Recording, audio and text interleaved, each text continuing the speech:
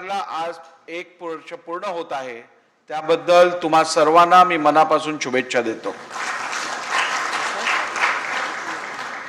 खरं महाराष्ट्र या राज्याचा विचार केला तर पुरोगामी महाराष्ट्र हा देशातला सर्वात प्रगतिशील, सर्वात इंडस्ट्रियलाइज्ड, FDI मध्ये 1 नंबरवर असणारा आणि अत्यंत एनरिच्ड संस्कृती ठेवणारा हा राज्य म्हणून ओळखलं जातं। या राज्याला देशात एक वेगळंच लौकिक प्राप्त आहे।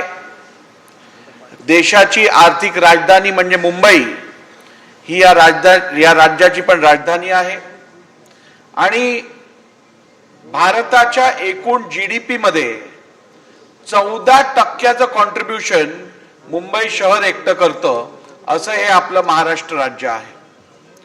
आणि त्यामुळे या राज्याची प्रगती आणि या राज्याची उन्नती ही केवळ राज्यातील रहिवाशांसाठी, नागरिकांसाठी महत्त्वाची नसून संपूर्ण देशासाठी आणि देशवासियांसाठी महाराष्ट्राची प्रगती अत्यंत गरजेची आहे।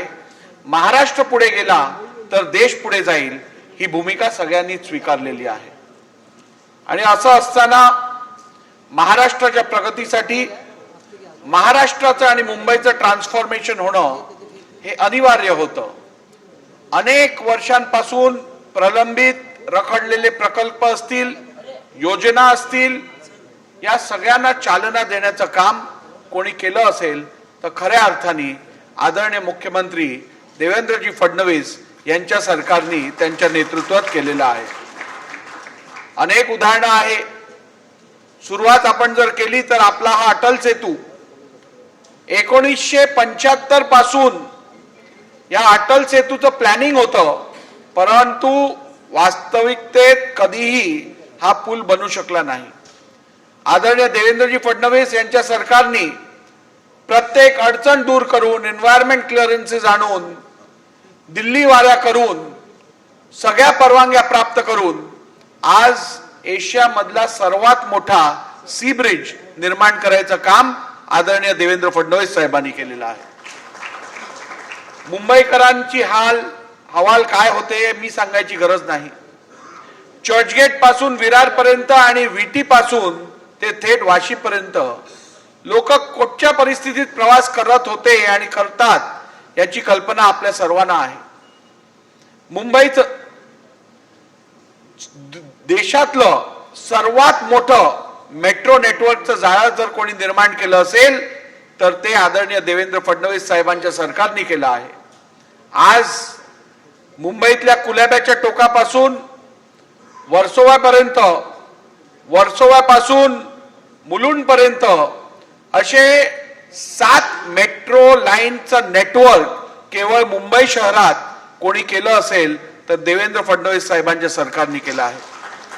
आणि हा विकास केवळ मुंबईपुरता ठेवलेला नाहीये। आपण बघितलं असेल तर नागपूर मेट्रो असेल, पुणे मेट्रो असेल, अशा अनेक शहरांमध्ये राज्यातल्या मेट्रो नेटवर्क चालू करायचं काम आदरणीय देवेंद्रजी फडणवीस यांच्या सरकारने केलं आहे। मुंबईकरांना कुलाब्यावरनं जर आम्ही एअरपोर्टवरती जायचा विचार केला तर किमान 1.5-2 तासाचा प्रवास करायला लागायचा। आज नर्मन पॉइंट वरनं सीलिंग मध्ये आपण आपल्या कोस्टल रोडवरती गेलात की थेट वांद्र्याला 15 मिनिटात आपण पोहोचतो। 15 मिनिटात। ही किमया, ही कमाल कोणाची असेल तर ती आदरणीय देवेंद्रजी फडणवीस यांच्या सरकारची आहे। आणि म्हणूनच आज संपूर्ण महाराष्ट्राचा विकास पुरुष म्हणून कोणाला बघत असेल तर आदरणीय देवेंद्रजी फडणवीस यांना बघत आहे। आणि अशा आदरणीय देवेंद्रजी फडणवीस यांच्या सरकारला आज 1 वर्ष पूर्ण होत आहे। महाराष्ट्राच्या आशा, आकांक्षा, अपेक्षा या सरकारकडनं आणि आपल्या नेत्याकडनं खूप मोठ्या आहे। आणि मला खात्री आहे येणाऱ्या काळात आपलं पूर्ण समर्थन हे आदरणीय देवेंद्रजी फडणवीस यांच्या सोबत राहीलच आणि महाराष्ट्राची प्रगती आणि महाराष्ट्राचा विकास असाच सातत्याने त्यांच्या हातनं होत राहील। बांधवांनो, आपण बघितलं असेल तर समृद्धी हायवे सारखा एक गेम चेंजर हायवे हा कोणी निर्माण केला असेल तर तो फडणवीस साहेबांच्या सरकारने केलेला आहे. आज नागपूर पासून मुंबईचा प्रवास 8 तासात पूर्ण करायचं स्वप्न जे लोकांचं होतं ते साकारण्याचं काम या सरकारने केलेलं आहे. शक्तीपीठ सारखा महामार्ग आता पूर्ण होणार आहे. नागपूर पासून गोव्यापर्यंत शक्तीपीठ हा मोठा हायवे निर्माण करून रोजगार असो अथवा प्रवासाचा वेळ असो या सगळ्यात मोठी मदत या हायवे मार्फत होणार आहे. आपण जर बघितलं असेल तर नवी मुंबईतील आपला आंतरराष्ट्रीय नवीन विमानतळ हे स्वप्न अनेक वर्षांपासून मुंबईकरांचंच नव्हे तर महाराष्ट्राच्या जनतेचं होतं. आपण बघितलं असेल तर आदरणीय देवेंद्रजी फडणवीस यांच्या सरकारने हे पण स्वप्नपूर्ती आपल्या सर्वांची केलेली आहे. वाधवानला आज भारतातला नव्हे तर एशियामधला सर्वात मोठा पोर्ट, सर्वात मोठा धक्का हा आज आपण वाधवानमध्ये निर्माण करत आहोत. आज पालघर सारख्या आपल्या जिल्ह्यात मल्टी मॉडेल कॉरिडॉर निर्माण करून आपण या राज्याच्या आर्थिक प्रगतीचा मार्ग मोकळा केलेला आहे आणि निश्चितपणे त्याचा फायदा सामान्यातल्या सामान्य महाराष्ट्राच्या रहिवाशाला होणार आहे.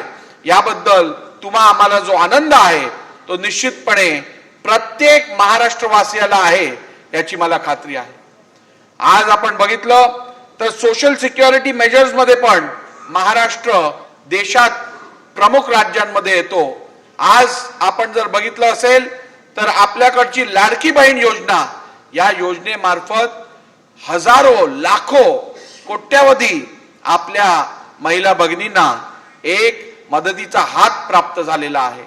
देवा भाऊनी आपल्या बहिणींसाठी जे केलं आहे ते या राज्यातली एकही बहीण विसरू शकणार नाही आणि येणाऱ्या काळात अशीच प्रगती त्यांच्या हातून आपल्या सर्वांची होत राहील अशी मला खात्री आहे. आज हा अत्यंत गौरवशाली आणि लोकउपयोगी असा कार्यक्रम आपण इकडे आयोजित केलात त्याबद्दल मी सर्व आयोजकांचे मनापासून अभिनंदन करतो, त्यांचे आभार मानतो आणि कुलाब्यात तुम्ही हा कार्यक्रम आयोजित केलात म्हणून अधिक वेगाने आणि अधिक जोराने तुमचे आभार मानतो आणि तुम्हा सर्वांचे पण इकडे स्वागत करतो. खूप खूप धन्यवाद. विधानसभेचा अध्यक्ष म्हणून देवेंद्रजी फडणवीस यांच्या सोबत काम करत असताना परत एकदा आपल्याला आश्वासित करतो की तुमची आणि महाराष्ट्राची जनसेवा आम्ही अशीच सातत्याने करत राहू. खूप खूप धन्यवाद. जय हिंद, जय महाराष्ट्र. धन्यवाद नार्वेकर साहेब. जसं आपल्याला माहिती आहे की मुख्यमंत्री देवेंद्र फडणवीस साहेब म्हणजे सकारात्मक नेतृत्वाची ओळख होय. देवाभाऊ हे महाराष्ट्राचे दूरदर्शी आणि सर्वसमावेश विकासाचे जाण असणारे नेते म्हणून ओळखले जातात. त्यांच्या मुख्यमंत्री पदाच्या कार्यकाळात राज्याला मोठ्या प्रमाणावर इन्फ्रास्ट्रक्चर, वाहतूक, शेती, उद्योग आणि शहरी विकास यामध्ये ऐतिहासिक गती मिळाली आणि त्याच ऐतिहासिक गतीची रूपरेषा भरतसिंह यांनी रेखाटली.